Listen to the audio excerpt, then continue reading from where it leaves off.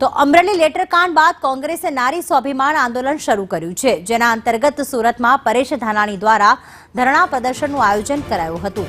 ધરણા પર બેસે તે પહેલા જ પરેશ ધાનાણી સહિત કોંગ્રેસના નેતાઓ અને કાર્યકરોની પોલીસે અટકાયત કરી હતી। તો વરાછામાં મિની બજારના માનગઢ ચોક ખાતે પરેશ ધાનાણી સહિતના કોંગ્રેસના આગેવાનો ધરણા કરે તે પહેલા જ પોલીસ દ્વારા તમામની અટકાયત કરી લેવામાં આવી છે। ઘટના સ્થળે વહેલી સવારથી જ પોલીસનો ચુસ્ત બંદોબસ્ત ગોઠવી દેવામાં આવ્યો હતો।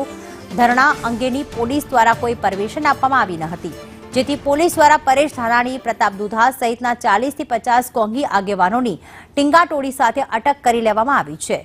સરદાર પટેલની પ્રતિમાને હાર પહેરાવીને ધરણા શરૂ કરતાની સાથે જ કોંગ્રેસ આગેવાનોની અટકાયત કરી લેવાઈ હતી।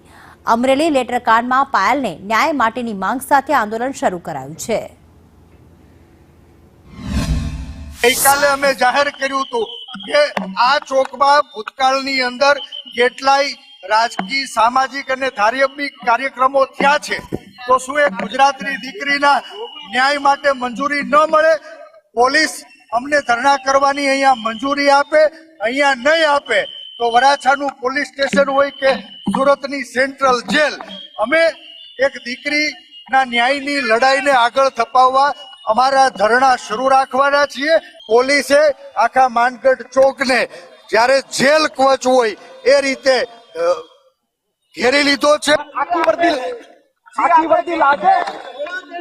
ખાકી વર્દીથી અમે બીતા નથી, ખાકી વર્દી હવે અમે લડીએ છીએ, લડતા રહેવાના છે। પરેશ ધાનાણી અને અન્ય એમની સાથેના આગેવાનોને ડિટેન કરવામાં આવે છે અને હજુ પણ આ બાબતે પોલીસ બંદોબસ્ત રાખવામાં આવેલ છે। ये ट्रैफिक विस्तार है और यहाँ पे हैवी ट्रैफिक है और ऐसे जगहों पे हमने पहले भी बोला था कि ऐसे जगह आप सिलेक्ट करो जहाँ पे ट्रैफिक का डेंसिटीज कम हो, ऑडिटोरियम में कर लो या कहीं और कर लो। ऐसी जगह पे करना पब्लिक के लिए बहुत इनकन्वीनियंस का काम है, इसलिए हमने